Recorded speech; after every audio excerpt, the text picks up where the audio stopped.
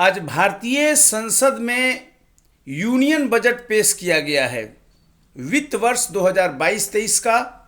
और आप इकोनॉमिक्स के फैकल्टी से जानिए बजट का एनालिसिस।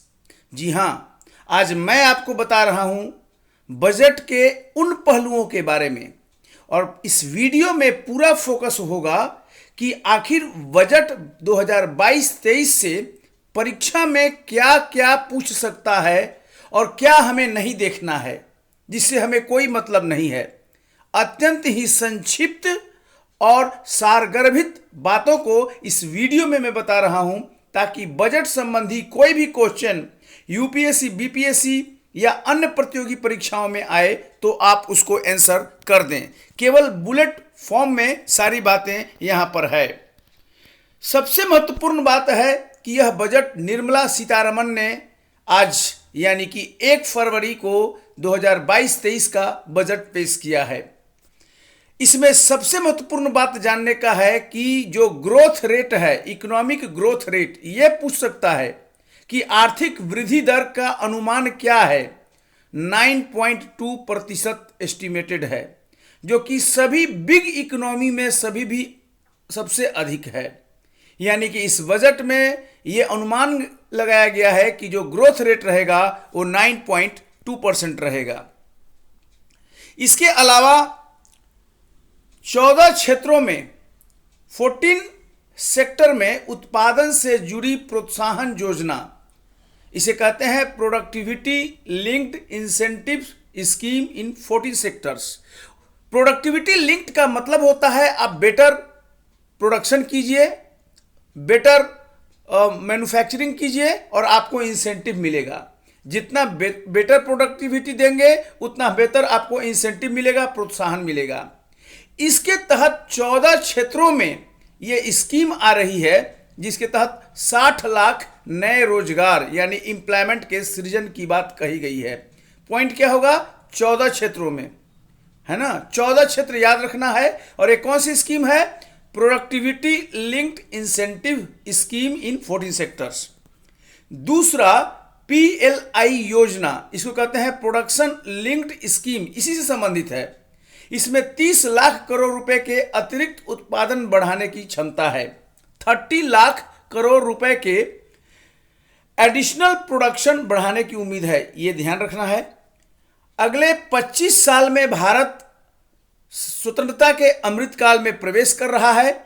बजट में 4 प्राथमिकताओं पर जोर दिया गया है, और यह पीटी के लिए इंपॉर्टेंट है कि वो बजट की 4 प्राथमिकता कौन सी है, और 5वीं को आपको रूल आउट करना पड़ेगा।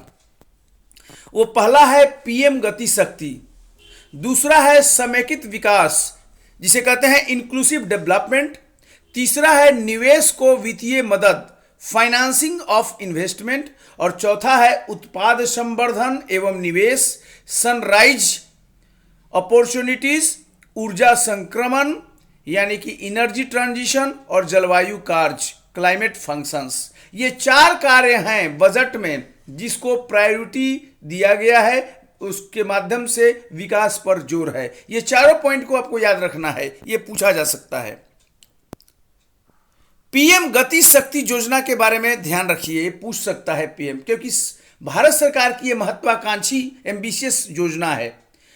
पीएम गति शक्ति को बढ़ावा देने वाले 7 कारक हैं, 7 ड्राइविंग इंजन्स। ये 7 का नाम याद रखना पड़ेगा, ये पीटी के लिए बहुत इंपॉर्टेंट है। इसमें कौन कौन से हैं? सड़क, रोड, रेल मार्ग, हवाई मार्ग, विमानपत्तन यानी एयरपोर्ट्स, माल परिवहन गुड्स ट्रांसपोर्ट, जल मार्ग यानी वाटरवेज, और लॉजिस्टिक और संरचना यानी लॉजिस्टिक इंफ्रास्ट्रक्चर। ये 7 ड्राइविंग फोर्स कहा गया है, जिसके माध्यम से पीएम गति शक्ति योजना को बढ़ावा मिलेगा। आप इस 7 पॉइंट को नोट कर लेना है, क्योंकि ये किसी भी एग्जाम में पूछा जा सकता है। पीएम गति शक्ति योजना को बढ़ावा देने वाले वो 7 कारक कौन हैं। अगला पॉइंट इसमें है कि पीएम गति शक्ति राष्ट्रीय मास्टर प्लान बनेगा। पीएम गति शक्ति राष्ट्रीय master plan, national master plan, और इसके दायरे में आर्थिक बदलाव के जो ऊपर वाले 7 कारक बताए गए हैं, ड्राइविंग इंजन, निर्बाध बहुपक्षीय कनेक्टिविटी और लॉजिस्टिक के दायरे में आएंगे। ये केवल समझने के लिए है कि आखिर कैसे ड्राइव मिलेगा। तो बहुपक्षीय कनेक्टिविटी यानी कि मल्टी डायमेंशनल कनेक्टिविटी होगा और लॉजिस्टिक के दायरे में आएगा। राष्ट्रीय अवसंरचना पाइपलाइन, इंग्लिश में कहते हैं नेशनल इंफ्रास्ट्रक्चर पाइपलाइन, है ना। इसमें इन 7 कारकों से जुड़ी परियोजनाओं को पीएम गति शक्ति फ्रेमवर्क से जोड़ दिया जाएगा। आखिर पीएम गति शक्ति योजना इतनी बड़ी योजना है और इसमें 7 ड्राइविंग फोर्स की बात कही गई है, इसीलिए जो नेशनल इंफ्रास्ट्रक्चर पाइपलाइन है उसमें ये 7 ड्राइविंग फोर्सेस को, परियोजनाओं को जोड़ने की बात है। अब रोड ट्रांसपोर्ट की बात करें, 2022-23 में 25,000 किलोमीटर का नया रोड बनेगा और वो राजमार्ग नेटवर्क में शामिल हो जाएगा। और इसके लिए पैसा लगेगा भाई, क्योंकि 25,000 किलोमीटर एडिशनल अगर रोड बनना है तो कहाँ से आएगा, तो 20,000 रुपये उसके लिए जुटाए जाएंगे, यानी प्रबंध करना पड़ेगा। ये हुआ सड़क परिवहन। अब आइए मल्टी मॉडल लॉजिस्टिक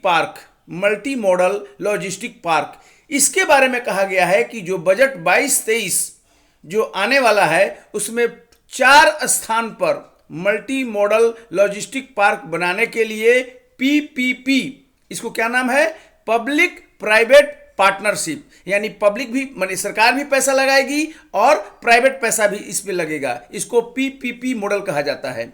यानी कि पीपीपी मॉडल पर एक तरह से ये निकाला जाएगा, कॉन्ट्रैक्ट टेंडर निकाला जाएगा और 4 स्थान पर क्या होगा, मल्टी मॉडल लॉजिस्टिक पार्क बनाने की बात है 22-23 के बजट में।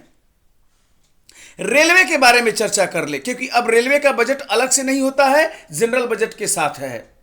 तो स्थानीय व्यापार यानी कि जो लोकल ट्रेड है और आपूर्ति श्रृंखलाओं को बढ़ाने के लिए एक स्टेशन एक उत्पाद की संकल्पना है, बहुत इंपॉर्टेंट है पीटी के लिए।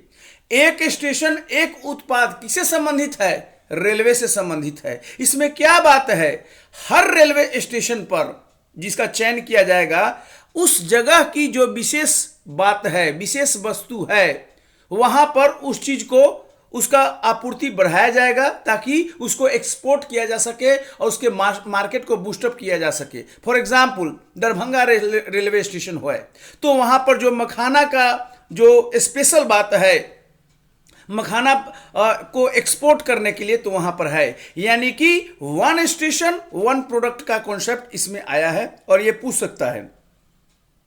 22-23 में देसी विश्व स्तरीय प्रौद्योगिकी, कैसी प्रौद्योगिकी, टेक्नोलॉजी, देसी यानी इंडिजिनस, वर्ल्ड लेवल टेक्नोलॉजी और क्षमता वृद्धि कवच के तहत रेल मार्ग नेटवर्क में 2000 किलोमीटर जोड़ा जाएगा। ठीक है, तो 2000 किलोमीटर एडिशनल रेलवे लाइन बिछाने की बात है।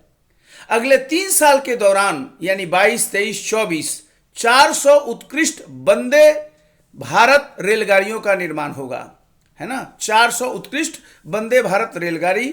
और इसी दौरान मल्टी मॉडल लॉजिस्टिक के लिए 100 पीएम गति शक्ति कार्गो टर्मिनल, है ना, गुड्स के लिए कार्गो टर्मिनल विकसित करने का है। ये रेलवेज के बारे में है। अब पर्वतमाला भी थोड़ा समझ लें। पर्वतमाला समझ लीजिएगा, क्योंकि जैसे 2 पहाड़ के बीच में रोपवे बनाने से संबंधित है, ये सरकार का स्कीम है पर्वतमाला। अब ये नहीं कि ये ज्योग्राफी से आप समझने लगेंगे इसको, ये करंट अफेयर्स का विषय है। तो पर्वतमाला के तहत होगा क्या कि नेशनल रोपवे डेवलपमेंट प्रोग्राम का नाम है पर्वतमाला। अब एक पहाड़ से दूसरे पहाड़ पर जाना है तो रोपवे बनाएंगे, जैसे राजगीर में रोपवे है। तो इस पर्वतमाला को कैसे बनाओगे, पूरा सरकार नहीं बनाएगी, इसको कहा गया पीपीपी प्रारूप में लाया जाएगा, यानी पब्लिक प्राइवेट मोड में। सरकार भी पैसा लगाएगी और प्राइवेट पूंजी भी लगेगा और रोपवे बनेगा और इस तरह से होगा। बजट में कहा गया है 22-23 में 60 किलोमीटर लंबी, देखिए कितनी बड़ी बात है, 60 किलोमीटर लंबी 8 रोपवे बनाने के लिए टेंडर निकाला जाएगा। यानी कि 8 नया रोपवे इंडिया में बनना है जो कि लगभग 60 किलोमीटर लंबा होगा। ये बिग है, ये आपको ध्यान रखना होगा कि कितना रोपवे बनाने की बात है। तो टोटल 8 रोपवे जिसका कुल लेंथ होगा 60 किलोमीटर। अब आइए इंक्लूसिव डेवलपमेंट पर, यानी कि समेकित विकास। कृषि, गेहूं धान की खरीद के लिए 1.63 करोड़ किसानों को 2.37 लाख करोड़ रुपए का सीधा भुगतान, डायरेक्ट पेमेंट, इसको कहते हैं डीबीटी, यानी डायरेक्ट बेनिफिट ट्रांसफर दिया जाएगा, है ना। कि किसानों से खरीदना है 2.3 लाख करोड़ रुपए का सीधा भुगतान होगा गेहूं और धान की खरीद के लिए। देश भर में रसायन मुक्त प्राकृतिक खेती यानी नेचुरल फार्मिंग को बढ़ावा देने की बात कही गई है बजट में। और ये कैसे होगा? तो शुरू में गंगा नदी से सटे जो 5 किलोमीटर की चौड़ाई तक के गलियारे वाले किसानों की जमीनों पर ध्यान दिया जाएगा। अब ध्यान दीजिए, पूरा जो ये पटना का दीघा वगैरह जितना भी इलाका है गंगा किनारे, बनारस होते हुए, ये सब इलाके में नेचुरल फार्मिंग को बढ़ावा दिया जाएगा। 5 किलोमीटर का जो गंगा का किनारा का एरिया होगा, रसायन मुक्त, जहां पर फर्टिलाइजर का प्रयोग नहीं होगा। नाबार्ड कृषि और ग्रामीण उद्यम से जुड़े स्टार्टअप को वित्तीय मदद के लिए मिश्रित पूंजी कोष, है ना, मिक्स्ड कैपिटल फंड की सुविधा दी जाएगी। ये नाबार्ड के माध्यम से होगा। नेशनल ये एग्रीकल्चर का जो है, फसलों के आकलन, भूमि रिकॉर्ड का डिजिटलीकरण, कीटनाशकों एवं पोषक तत्वों के छिड़काव के लिए किसान ड्रोन। अब पूछ देगा किसान ड्रोन क्या है? अब ड्रोन तो आप जानते ही हैं कि बहुत उड़ाया जाता है। किसान ड्रोन का क्या मतलब है? तो फसल का आकलन करना है। फसल नष्ट हो गया बाढ़ से या सूखा से, आकलन कैसे होगा? भूमि रिकॉर्ड को डिजिटल कैसे करेंगे? कीटनाशकों का प्रयोग कितना हुआ, अधिक हुआ, और कितना पोषक तत्व का छिड़काव किया जाएगा, इसके लिए किसान ड्रोन एक नया स्कीम बजट में आया है। नोट कर लीजिएगा किसान ड्रोन। और ये पूछ सकता है बजट में केन बेतवा परियोजना के बारे में है, केन बेतवा परियोजना के बारे में। और केन बेतवा परियोजना का उद्गम स्थल एमपी में है, मध्य प्रदेश में है। और ये दोनों यमुना की सहायक यानी सब्सिडियरी रिवर्स हैं। 21 किलोमीटर का लिंक कैनाल बनना है केन और बेतवा को जोड़ने के लिए। और 8 दिसंबर 21 को कैबिनेट की मंजूरी मिल चुकी है और आज बजट में भी इसको मंजूरी मिल गई। केन बेतवा लिंक परियोजना के लिए 1400 करोड़ रुपए का एक्सपेंडिचर का प्रस्ताव आज रखा गया और इससे किसानों को 9.08 लाख हेक्टेयर जमीनों को सिंचाई की सुविधा मिलेगी। तो ये बड़ी बात है एक तरह से कि इस तरह की बातें वहां पर कही गई है। इसके अलावा एमएसएमई की बात है। एमएसएमई है ना, तो एमएसएमई क्या है? Micro small medium enterprises. पहले जो कुटीर उद्योग होता था, लघु उद्योग होता था, अब बांट दिया है भारी उद्योग और एमएसएमई यानी माइक्रो स्मॉल मीडियम इंटरप्राइजेस। इस पर सरकार का बहुत बल है क्योंकि छोटे स्तर पर इसकी शुरुआत की जा सकती है। अब क्या इसमें बजट में है ये देखिए, और ये पीटी के लिए बहुत इंपॉर्टेंट क्वेश्चन है। उद्यम, ई श्रम, एनसीएस, एनसीएस का मतलब होता है नेशनल कैरियर सर्विस, और असीम, ASEEM यानी आत्मनिर्भर skilled employer mapping.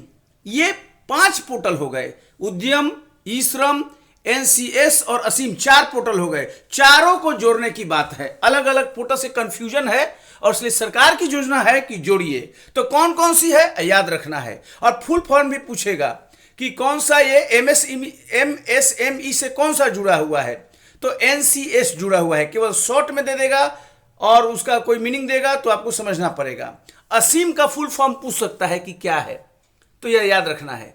1.130 lakh MSME को इमरजेंसी क्रेडिट लिंक्ड गारंटी योजना ECLGS के तहत अतिरिक्त कर्ज दिया जाएगा, है ना। यह पूछता है ECLGS क्या है, तो इसके माध्यम से जो MSE सेक्टर है उसको क्रेडिट दिया जाता है जो एकदम सख्त आवश्यक हो, इमरजेंसी क्रेडिट की बात है। ECLGS को मार्च 23 तक यानी 1 साल और बढ़ा दिया गया है और ECLGS के तहत गारंटी कवर को 50,000 करोड़ रुपए से बढ़ाकर 5 लाख करोड़ कर दिया गया है। अब सोच सकते हैं सरकार का कितना फोकस है इस पर। सूक्ष्म एवं लघु उद्योगों को, माइक्रो और स्मॉल की बात कह रहा है, सूक्ष्म एवं लघु उद्योग क्रेडिट गारंटी ट्रस्ट CGTMSE के तहत 2 लाख करोड़ रुपए का अतिरिक्त क्रेडिट दिया जाएगा। ये आपको MSME के तहत है और पूरा एकदम याद रखना है, ये पूछ सकता है क्योंकि बहुत ही वाइब्रेंट सेक्टर है इकोनॉमी का, माइक्रो स्मॉल और medium enterprises. Raising and accelerating MSME performance RAMP कहते हैं इसको। इसके तहत 6000 करोड़ रुपए के एक्सपेंडिचर से शुरू किया जाएगा एकदम, रेजिंग एंड एसिलरेटिंग। अब कौशल विकास पर आ जाइए कि क्या कहा गया है, स्किल डेवलपमेंट। अभी तो फोकस में है सरकार का स्किल डेवलपमेंट, युवा का स्किल बढ़ाना है तभी एम्प्लॉयमेंट उनको मिल पाएगा।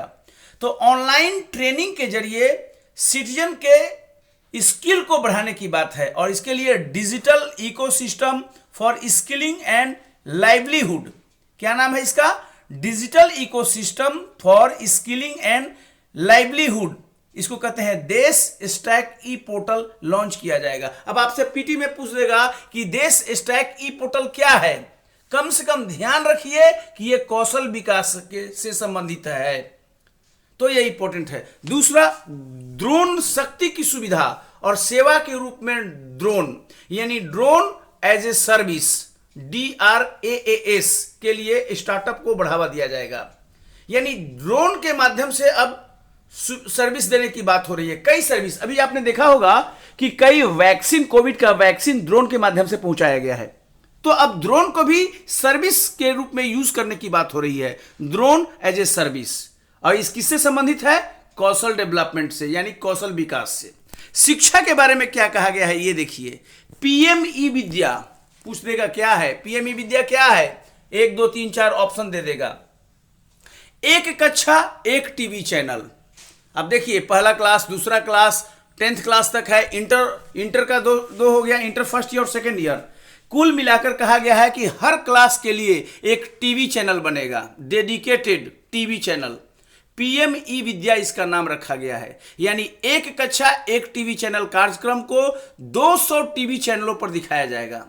पहले तो सरकार टीवी चैनल बनाएगी और 200 टीवी चैनल, अलग अलग टीवी चैनल देता है टीवी पे, उस पर दिखाया जाएगा। यह बहुत महत्वपूर्ण स्कीम है क्योंकि डिजिटल एजुकेशन पर सरकार बल दे रही है। महत्वपूर्ण चिंतन कौशल और प्रभावी शिक्षण वातावरण को बढ़ाना है, इसके लिए वर्चुअल प्रयोगशाला।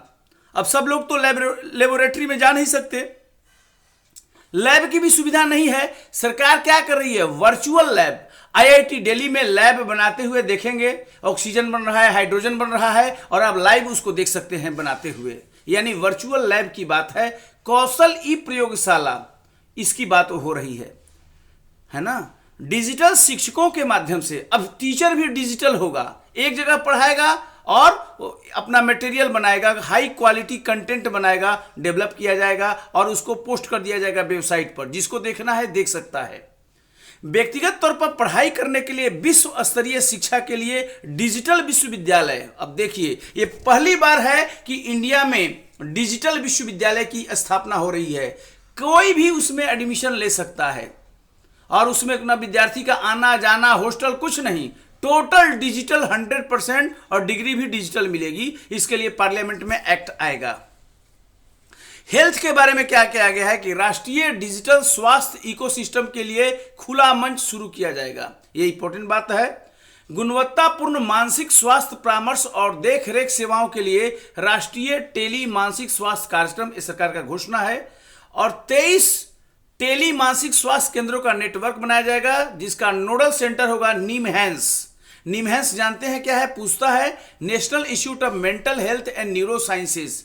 ये इंस्टीट्यूट ऑफ नेशनल इंपोर्टेंस है जो कि बेंगलोर में है। और ये जो है IIT-IITB सूचना केंद्र के माध्यम से इसको सहायता मिलेगा और इस प्रकार मानसिक स्वास्थ्य केंद्रों का नेटवर्क पूरा इंडिया में बनेगा 23 टेली केंद्रों के माध्यम से। आंगनबाड़ी, सक्षम आंगनबाड़ी का नाम दिया गया है। मिशन शक्ति, मिशन वात्सल्य, सक्षम आंगनबाड़ी और पोषण 2.0 के जरिए महिलाओं और बच्चों को एकीकृत लाभ दिया जाएगा। क्वेश्चन कैसे आएगा, इनमें से कौन आंगनबाड़ी से संबंधित नहीं है? एक दे देगा मिशन शक्ति, आप कहीं और समझ जाइएगा। नंबर 2 दे देगा मिशन वात्सल, नंबर 3 देगा सक्षम आंगनबाड़ी, और चौथा देगा पोषण 2.0। ये चारों आंगनबाड़ी से संबंधित है। तो आपको ये बीपीएससी के लिए और यूपीएससी के लिए सीधे सीधे क्वेश्चन है। 2 लाख आंगनबाड़ियों को सक्षम आंगनबाड़ियों में उन्नयन किया जाएगा। हर घर नल से जल, ये केंद्र सरकार का योजना है। इसके तहत 22-23 में 3.8 करोड़ परिवार को शामिल करने के लिए 60,000 करोड़ रुपए, क्योंकि सरकार की योजना है कि सेफ ड्रिंकिंग होना चाहिए हर घर में, और इसलिए 60,000 करोड़ रुपए इसके लिए एलोकेट किया गया है। 3.8 करोड़ परिवार को शामिल करना है। हाउसिंग फॉर ऑल, सभी के लिए आवास। प्रधानमंत्री आवास योजना, पीएम आवास योजना, PMAY इसका शॉर्ट में नाम है। इसके तहत 22-23 में 80 लाख घरों को पूरा करने के लिए 48,000 करोड़ रुपए एलोकेट किया गया है। तो ये इंपॉर्टेंट फैक्टर है PMAY। पूर्वोत्तर क्षेत्र के लिए पीएम का विकास पहल का नाम है PM-DEV-INE, प्राइम मिनिस्टर डेवलपमेंट, है ना, डेवलपमेंट ऑफ किसका है, नॉर्थ ईस्ट, ये नाम है इसका। तो शॉर्ट में भी ये कोड ऑफिशियल कोड नेम है। पूर्वोत्तर में जो बुनियादी ढांचा है, इंफ्रास्ट्रक्चर है, और जो सामाजिक विकास परियोजनाओं और वित्त पोषण के लिए ये नई योजना है PM-DEV-INE शुरू की गई है। पूर्वोत्तर क्षेत्र के लिए प्रधानमंत्री की विकास पहल मतलब इनिशिएटिव। इसके तहत 1500 करोड़ रुपए का शुरुआती आवंटन किया गया है। अगला है जीवंत ग्राम कार्यक्रम, वाइब्रेंट विलेज प्रोग्राम। उत्तर सीमा पर छिटपुट आबादी, आप देख रहे हैं, मैं बात कर रहा हूं जम्मू कश्मीर, लद्दाख, जहां पर बहुत स्कैटर्ड, बहुत उसमें घनत्व कम है, डेंसिटी कम है, वहां पर सीमित संपर्क और बुनियादी ढांचे वाले सीमावर्ती गांव के विकास के लिए कौन सी योजना शुरू की गई है, जीवंत ग्राम कार्यक्रम, वाइब्रेंट विलेज प्रोग्राम। नोट करना पड़ेगा, बहुत इंपॉर्टेंट क्वेश्चन के रूप में है। और कहां पर, तो उत्तरी सीमा पर। अब उत्तरी सीमा आप समझ रहे हैं, जम्मू कश्मीर हो जाएगा और नॉर्थ ईस्ट के ऊपर वाले सब राज्य हो जाएंगे। बैंकिंग की बात करें, 100% 1.5 लाख डाकघरों को, जितना भी डाकघर है उसको मुख्य बैंकिंग प्रणाली में शामिल किया जा रहा है। अभी तक चुनिंदा था, जैसे पोस्ट ऑफिस का ATM वगैरह शुरू हुआ। अब क्या है, सरकार पूरी तरह पोस्ट ऑफिस को मेन बैंकिंग सिस्टम में शामिल कर रही है। यानी कि अब वो पैसा जमा करेगा, सेविंग आपको देगा भी, है ना, लोन भी शामिल दे सकता है, ATM तो सबको देना ही पड़ेगा। 100% पोस्ट ऑफिस को मुख्य बैंकिंग में शामिल करने की बात हो रही है। और इसके अलावा जो अनुसूचित वाणिज्यिक बैंक हैं, यानी शेड्यूल्ड कॉमर्शियल बैंक, 75 जिलों में 75 डिजिटल बैंकिंग इकाइयां स्थापित करेंगे। डिजिटल बैंकिंग यूनिट DBU स्थापित किया जाएगा। 75 जिलों में 75 डिजिटल बैंकिंग। अब डिजिटल बैंकिंग में मशीन रहेगा, उसके माध्यम से आपका सब काम होगा। टोटल अकाउंट खोलना, खाता में पैसे चढ़ाना, सारा काम होगा। ये सरकार को डिजिटल है। ई पासपोर्ट शुरू किया गया है। अभी तक तो आपको प्रिंटेड हार्ड कॉपी में मिलता था, अब ई पासपोर्ट की बात है। इसे एम्बेडेड चिप और भावी प्रौद्योगिकी वाले, यानी उसमें टेक्नोलॉजी बड़ा रोबस्ट होगा, ई पासपोर्ट आपको मिलेगा। अभी ई पैन कार्ड मिल जाता है, ई आधार कार्ड मिल जाता है, ई वोटर आईडी मिल रहा है। अब सरकार ई पासपोर्ट कर रही है। नेक्स्ट है शहरी नियोजन, टाउन प्लानिंग, भवन उपनियमों, शहरी नियोजन योजना, पारगमन उन्मुखी विकास का आधुनिकीकरण किया जाएगा। और शहरी क्षेत्रों में बड़े पैमाने पर चार्जिंग स्टेशन, आप देखते होंगे बहुत से इलेक्ट्रिक ऑटो रिक्शा चलते हैं।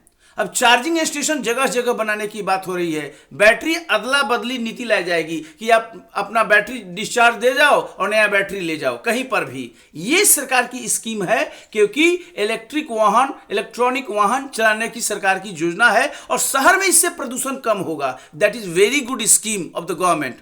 नाउ लैंड की बात अगर करें, भूमि रिकॉर्ड प्रबंधन, लैंड रिकॉर्ड मैनेजमेंट, इसके तहत IT आधारित प्रबंधन के लिए विशिष्ट भूमि पार्सल पहचान संख्या मिलेगा। हर लैंड को, ये बिहार में भी स्कीम है, हर लैंड को एक नंबर मिल रहा है, हर भूखंड को एक लैंड मिलेगा जो रजिस्टर्ड हो गई हो। ये बहुत इंपॉर्टेंट है और इसका डिजिटल रिकॉर्ड हो जाएगा। त्वरित कॉर्पोरेट बहिर्गमन, यानी एक्सीलरेटेड कॉर्पोरेट एग्जिट। अब जो कंपनी बिल्कुल बेकार हो गई है, बंद करने के कगार पर है, उसको रखने का कोई मतलब नहीं है, उसको तुरंत बंद करने की आवश्यकता है। बहिर्गमन मतलब बाहर, एग्जिट मतलब बाहर कर दो। कंपनियों को तेजी से बंद करने के लिए, लाभ वाली नहीं, जो बिल्कुल बीमार कंपनी है, सिक कंपनी है, centre for processing accelerated corporate exit C PACE स्थापित किया गया। बीपीएससी में आपको क्वेश्चन पूछेगा कि सीपेस का संबंध किससे है, तो ऐसे कंपनियों को बंद करने के लिए है, तो सीपेस केवल दे देगा, जो ब्रैकेट में यहां दिख रहा है, तो आप इसको ध्यान रखिएगा।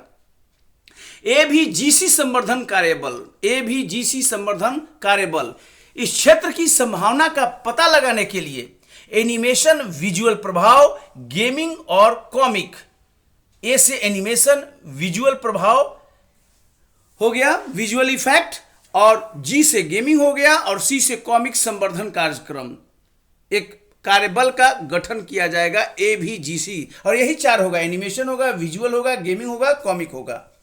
टेलीकॉम सेक्टर की बात करें तो 5G लॉन्च होने जा रही है 2022 में। अब 5G से पूछेगा कि 5G और 4G में क्या अंतर होगा, यह क्वेश्चन के रूप में पूछ सकता है, क्योंकि 5G इसी साल लॉन्च होगा। सरकार ने बजट में क्लियर कर दिया है कि इकोसिस्टम बनाया जाएगा और किस तरह से लॉन्च करना है, संपूर्ण चीजें आएंगी, बजट में आज घोषणा हो गया है। निर्यात संवर्धन यानी एक्सपोर्ट प्रमोशन, यह बहुत जरूरी है। अगर देश को आगे बढ़ाना है तो अधिक से अधिक आपको निर्यात करना पड़ेगा। क्या सरकार का लक्ष्य है? उद्यम एवं सेवा केंद्रों के माध्यम से विकास में भागीदारी बनने के लिए राज्यों को समर्थ बनाने हेतु विशेष आर्थिक जोन अधिनियम को एक नए विधान से प्रतिस्थापित किया जाएगा। अभी क्या है, स्पेशल इकोनॉमिक जोन एक्ट है, अब यह खत्म हो जाएगा और नया लॉ आने वाला है। स्पेशल इकोनॉमिक जोन एक एरिया को कहते हैं जहां से एक्सपोर्ट बढ़ावा मिलता है, एक्सपोर्ट को बढ़ावा मिलता है, यानी A to Z एक्सपोर्ट का प्रोसेसिंग वहीं पर होता है। अब एक नया एक्ट आने वाला है जिससे कि निर्यात को बढ़ावा मिले। अगर डिफेंस की बात करें तो 22-23 में घरेलू उद्योगों के लिए पूंजीगत खरीदारी बजट का 68% निर्धारित किया गया है, यानी 100 रुपया में 68 रुपया आपको लोकल डोमेस्टिक यानी घरेलू उद्योग से खरीदना पड़ेगा। आप अधिक से अधिक 32 रुपये का ही विदेश से आयात कर सकते हैं। यह बहुत इंपॉर्टेंट है क्योंकि आत्मनिर्भर भारत का यह लक्ष्य के अनुसार है। 21 में 58% का लक्ष्य लगा था, इस बार 68% कर दिया है। सरकार की कोशिश है आत्मनिर्भर भारत, यानी हम बाहर से जो आयात कर रहे हैं वो देश में ही उसका प्रोडक्शन हो। 25% रक्षा अनुसंधान विकास बजट के साथ उद्योग, स्टार्टअप और शिक्षा के लिए रक्षा अनुसंधान विकास खोला जाएगा। ये इंपॉर्टेंट बात है क्योंकि डिफेंस रिसर्च डेवलपमेंट की बात हो रही है। जांच और प्रमाणीकरण जरूरतों को पूरा करने के लिए स्वतंत्र नोडल अम्ब्रेला निकाय स्थापित किया जाएगा, जहां पर टेस्टिंग की बात है। जैसे घर में जो भी बनेगा उसका टेस्टिंग कैसे होगा, इसके लिए। अब सनराइज अवसर क्या है, अब ये आपको पूछेगा, पूछने वाला है सनराइज का क्या मतलब है। एक क्वेश्चन पूछता है सनराइज इंडस्ट्रीज क्या है, तो जो आर्टिफिशियल इंटेलिजेंस है, शॉर्ट में कहते हैं AI, आर्टिफिशियल इंटेलिजेंस, भू स्थानिक प्रणाली यानी कि जियो स्पेशियल सिस्टम, ड्रोन है, सेमीकंडक्टर है, इकोसिस्टम, अंतरिक्ष व्यवस्था, जीनोमिक्स, फार्मास्यूटिकल, हरित ऊर्जा, ग्रीन एनर्जी और स्वच्छ गतिशीलता प्रणालियों जैसे सनराइज अवसर में रिसर्च और डेवलपमेंट को बढ़ावा देने के लिए सरकार पैसा देगी। इसको सनराइज अवसर बोलते हैं। आप किसी से पूछिए सनराइज अवसर क्या है, यही बोलना पड़ेगा। यह इंपॉर्टेंट है क्योंकि ये आने वाले समय में देश और दुनिया को बदल देंगे। आर्टिफिशियल इंटेलिजेंस से लेकर ग्रीन एनर्जी की बात हो रही है, ड्रोन की बात हो रही है, जीनोमिक्स की बात हो रही है। ये बहुत इंपॉर्टेंट आने वाले समय में हो जाएगा और सरकार इसके लिए फंडिंग दे रही है। ये क्वेश्चन पूछ सकता है सनराइज अवसर से क्या समझते हैं। ऊर्जा पारगमन और जलवायु कार्रवाई, energy transition and climate action, 2030 तक स्थापित सौर विद्युत का 280 गीगावाट लक्ष्य हासिल करने के लिए 19,500 करोड़ रुपए का अतिरिक्त आवंटन। आपसे क्वेश्चन पूछा जाएगा कि सोलर एनर्जी का लक्ष्य क्या है 2030 तक, 2030 तक, केवल इतना ही पूछना है। तो 280 गीगावाट का लक्ष्य है और डेफिनेटली उसके लिए मशीन लगाना पड़ेगा, रिसर्च करना पड़ेगा, तो सरकार ने पैसा आवंटन किया है। ताप विद्युत संयंत्रों में से 5 से 7% बायोमास पैलेट्स फायर किए जाएंगे। वार्षिक रूप से 38 MMT CO2 की बचत होगी। इससे ध्यान दीजिए, CO2 की बचत होगी 38 MMT। किसानों के लिए अतिरिक्त आय और स्थानीय लोगों के लिए रोजगार के अवसर, खेतों में पराली जलाने से रोकने में मदद मिलेगी। कोयला गैसीकरण करने और उद्योगों के लिए कोयला को रसायनों में परिवर्तित करने के लिए 4 पायलट परियोजनाओं की स्थापना होगी। ये इंपॉर्टेंट है। अब सीधे सीधे बजट पर आइए। पब्लिक कैपिटल इन्वेस्टमेंट 22-23 में निजी निवेश यानी प्राइवेट इन्वेस्टमेंट और डिमांड को बढ़ावा देने के लिए सार्वजनिक निवेश को जारी रखना, यानी जो पब्लिक इन्वेस्टमेंट है, यानी कि जो सरकार इन्वेस्टमेंट कर रही है वो कंटिन्यू रहेगी, सरकार अपना हाथ नहीं खींचेगी। 22-23 में कैपिटल एक्सपेंडिचर के लिए परिव्यय 30.4% से बढ़ाकर 7.50 लाख करोड़ तक पहुंच गया, जो मौजूदा वर्ष में 5.54 लाख करोड़ रुपए था। तो 22-23 में परिव्यय सकल घरेलू उत्पाद का 2.9% रहेगा। परिव्यय एक्सपेंडिचर, ये आपको इंपॉर्टेंट पूछ सकता है कितना परसेंट रहेगा, इसलिए बोल्ड में दिया गया है। अब गिफ्ट IFC क्या है ये पूछ देगा। गिफ्ट को कहते हैं गुजरात इंटरनेशनल फाइनेंस टेक, ये सिटी है गिफ्ट सिटी। गिफ्ट सिटी कहां है? गांधीनगर में है। विश्व स्तरीय विदेशी विश्वविद्यालयों और संस्थानों को अनुमति दी जाएगी कि वो गिफ्ट सिटी में खुले। गिफ्ट सिटी यानी गुजरात इंटरनेशनल फाइनेंस टेक यहां पर खुलेगा। अंतर्राष्ट्रीय अधिकांश क्षेत्र के तहत विवादों के समय पर निपटान के लिए एक अंतर्राष्ट्रीय मध्यस्थता केंद्र इंटरनेशनल मीडिएशन सेंटर की भी स्थापना की जाने की बात कही गई है गिफ्ट सिटी में, यानी वही गांधीनगर में। संसाधनों को जुटाना, डेटा केंद्रों और ऊर्जा भंडार जरूरतों को पूरा बुनियादी ढांचा का दर्जा दिया गया है। ये इंपॉर्टेंट है कि डेटा केंद्र और ऊर्जा भंडार सिस्टम को बुनियादी ढांचे का दर्जा दिया गया है। उद्यम पूंजी और निजी इक्विटी ने पिछले साल 5.5 लाख करोड़ रुपए से अधिक का निवेश किया और एक सबसे बड़े स्टार्टअप और विकास इकोसिस्टम में सुविधा प्रदान की। ये इंपॉर्टेंट है। इसके अलावा डिजिटल रुपया आपको पूछ सकता है कि डिजिटल रुपया लॉन्च होने वाला है। जैसे अभी आप तक ने क्रिप्टो करेंसी के बारे में सुना होगा, अब reserve bank of India digital रुपए की शुरुआत पहली बार करने जा रही है, 2022-23 में शुरू करेगी। ये भारत में भी अब रुपए का डिजिटल, अभी तक तो हार्ड करेंसी आपको मिलता था नोट या सिक्का, अब डिजिटल रुपया हो जाएगा और यह भी एक तरह से लीगल टेंडर होगा। राज्यों को बृहद राजकोषीय स्पेस उपलब्ध कराना, यानी स्टेट को राजकोषीय स्पेस मतलब फिस्कल स्पेस देगा। पूंजीगत निवेश के लिए राज्यों को वित्तीय सहायता देने की बात है ना। 10,000 करोड़ रुपए था, बढ़ाकर 15,000 कर दिया गया है। किसके लिए? कैपिटल इन्वेस्टमेंट के लिए, जो इंपॉर्टेंट है। अर्थव्यवस्था में समग्र प्रोत्साहन योजना के लिए राज्यों को सहायता के लिए 22-23 में 1 लाख करोड़ रुपए का आवंटन किया गया है। 50 वर्षीय ब्याज मुक्त ऋण प्रदान करना जो सामान्य ऋण के अतिरिक्त हो।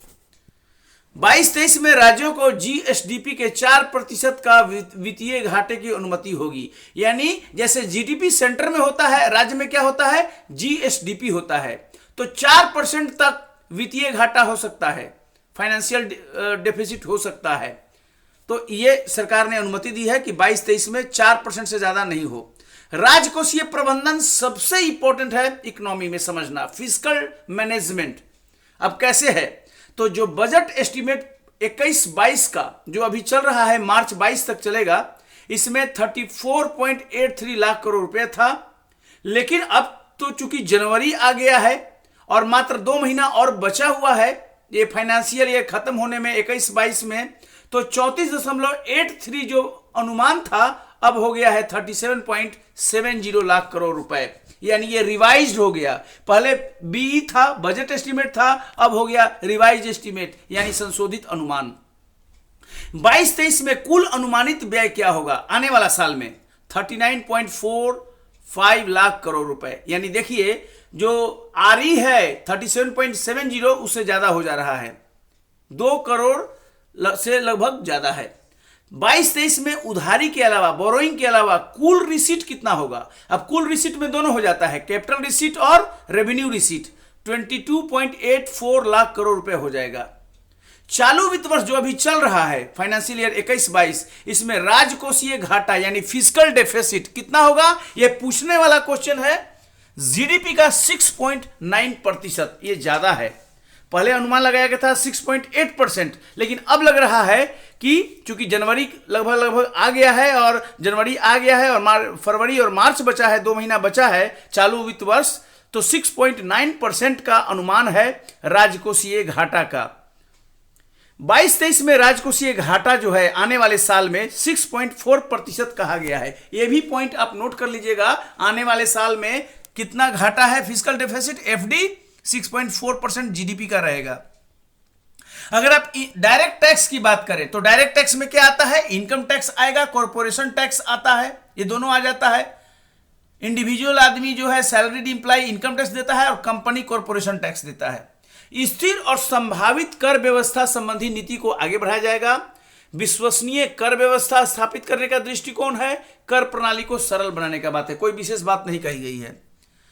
अपडेटेड रिटर्न का चलन शुरू हो गया है, ऑटोमेटिक रिटर्न, और इसमें एक इंपॉर्टेंट बात कही गई है कि अगर कोई गलती हो गई है जो टैक्स फाइल किए हैं तो 2 वर्ष के भीतर करेक्टेड फाइल की जा सकती है। 2 वर्ष के भीतर सही विवरणी दाखिल की जा सकती है। तो ये इंपॉर्टेंट पॉइंट है एग्जाम पॉइंट ऑफ व्यू से। सहकारी समितियां, कोऑपरेटिव सोसाइटीज के बारे में क्या कहा गया है कि वैकल्पिक न्यूनतम कर, मैट कहते हैं, मिनिमम अल्टरनेट टैक्स, भुगतान को 18.5% से घटाकर 15% किया गया है। ठीक है, ये इंपॉर्टेंट ध्यान में रखना है, बाकी इसमें से नहीं पूछेगा। ये केवल दिव्यांगजन यानी फिजिकली हैंडीकैप्ड को समझिए। फिजिकली हैंडीकैप्ड को माता पिता अभिभावकों के 60 वर्ष की आयु पूरी करने पर भी बीमा योजनाओं से वार्षिकी और एकमुश्त राशि की अदायगी की अनुमति मिलेगी। किनके? दिव्यांग आश्रितों को उनके माता पिता के जीवन काल में ये उनको मिलेगा 60 वर्ष पूरा करने तक। एनपीएस 1 जनवरी 2004 से एनपीएस लागू है। 1 जनवरी या 1 अप्रैल 2004 से एनपीएस लागू है। अब इसमें पहले सरकार 10% देती थी बेसिक का और 10% इंप्लाई को भी देना पड़ता था, यानी इंप्लायर 10% और इंप्लाई भी 10% देता था। सरकार ने अपने तरफ से 10% को बढ़ाकर 14% कर दिया है। नेशनल पेंशन सिस्टम, इसको कंट्रीब्यूटरी पेंशन कहते हैं, मतलब कि इंप्लाई भी देता है और इंप्लायर भी देना पड़ता है। तो आप 10% तो आपको तो देना ही है, सरकार 14% देगी। इससे जो फंड बनता है उसी फंड से आपको पेंशन मिलता है, क्योंकि पहले वाला पेंशन सिस्टम खत्म हो गया है। तो ये इंपॉर्टेंट बात है। स्टार्टअप के लिए जो अवधि है, पात्र स्टार्टअप के निगमन को अवधि को 1 साल बढ़ाकर 31/3/23 कर दिया गया है, पहले वो 22 तक था। रियायत कर व्यवस्था के तहत प्रोत्साहन दिया गया है ना, लेकिन इसमें कोई पूछने वाली इंपॉर्टेंट बात अभी नहीं है, इसलिए इसको मैं बाईपास कर रहा हूं। लिटिगेशन मैनेजमेंट की बात है। लिटिगेशन यानी मुकदमा प्रबंधन। किसी मामले में कानून उसी तरह का हो जिससे संबंधित कोई मामला हाईकोर्ट या सुप्रीम कोर्ट में लंबित हो, तो विभाग द्वारा अपील दायर करने की प्रक्रिया को अदालत द्वारा उस कानून के संबंध में फैसला दिए जाने तक टाल दिया जाए। ये इंपॉर्टेंट बात कही गई है इसमें। आईएफएससी को कर प्रोत्साहन। अब आईएफएससी क्या है पूछेगा, इंटरनेशनल फाइनेंशियल सर्विस सेंटर, और इसमें कर से छूट दी गई है। इसमें विदेशी डेरिवेटिव प्रपत्र होगा, किसी विदेशी बैंकिंग इकाई द्वारा जारी काउंटर डेरिवेटिव वाली आय होगी, जहाज के पट्टे से मिली रॉयल्टी इत्यादि शामिल होती है। रेशनलाइजेशन ऑफ सरचार्जेस की बात होगी इसमें, लेकिन ये नहीं पूछेगा, ये छोड़ दीजिए। स्वास्थ्य एवं शिक्षा उपकर, उपकर कहते हैं सरचार्ज को, है ना, तो इसके बारे में कोई इंपॉर्टेंट एग्जाम के बारे में नहीं है। कर वंचन की बात हो रही है। TDS tax deducted at source, यानी सैलरी से जो पैसा इन टैक्स कट जाता है वो है टीडीएस। इसको युक्ति संगत बनाने की बात है ना, तो ये बजट में कही गई है। अप्रत्यक्ष कर में जीएसटी आता है, तो जीएसटी में उछाल है, और ये बहुत इंपॉर्टेंट बात है। एसईजेड स्पेशल इकोनॉमिक जोन की बात कही गई। मैंने अभी कहा था कि एसईजेड पर नया कानून आएगा।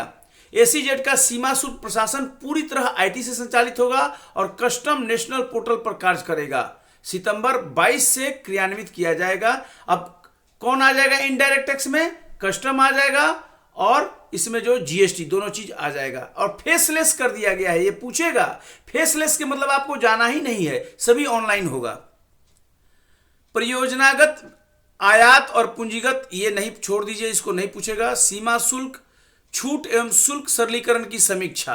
350 से अधिक प्रस्तावित छूट प्रविष्टि को धीरे धीरे हटाए जाने का प्रस्ताव है, केवल ये जान लीजिए बस।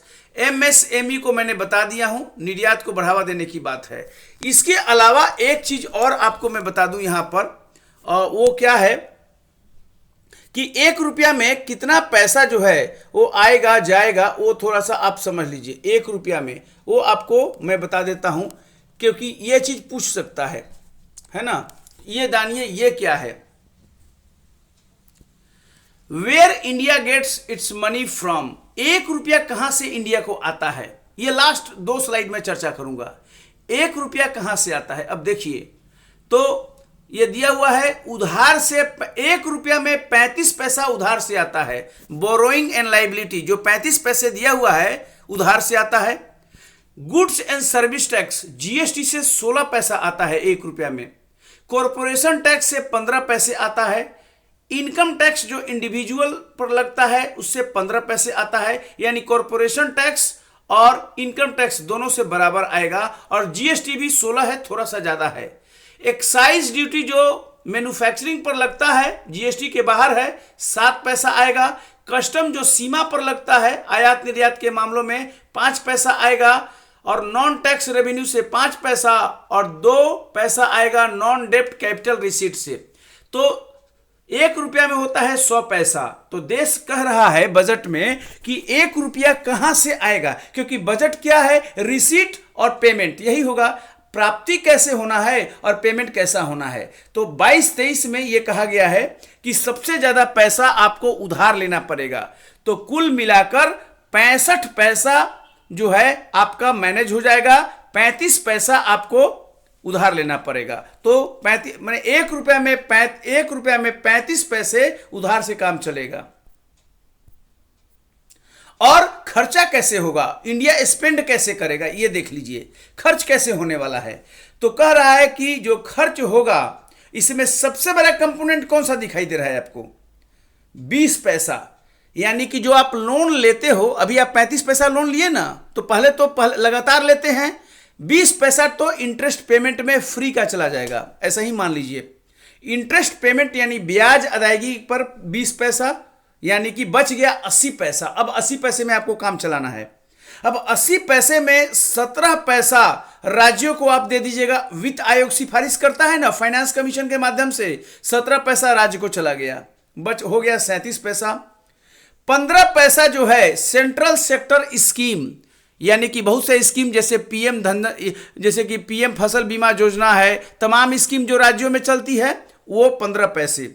Finance commission and other transfer 10 पैसा। सेंट्रली स्पॉन्सर्ड स्कीम जो चलती है केंद्र द्वारा 9 पैसा। डिफेंस में 8 पैसा। सब्सिडी भी सरकार जैसे केरोसिन वगैरह पर देती है, LPG पर 8 पैसा, पेंशन पर 4 पैसा और अन्य खर्चा 9 पैसा। ये सरकार का पूरा है। तो ये बजट आपको कैसा लगा, आप अपना व्यू जरूर दीजिए। और ये इतना इंपॉर्टेंट है कि इस बजट को जरूर देखिए, इससे आगे कुछ भी देखने की जरूरत नहीं है। बस इसको पॉज करके जहां जरूरत है नोट बना लीजिए और कॉपी में लिख लीजिए। ये पूरा इति आदि और अंत है बजट का, इससे आगे कुछ भी नहीं देखिएगा। ये BPSC और UPSC के लिए फुल है।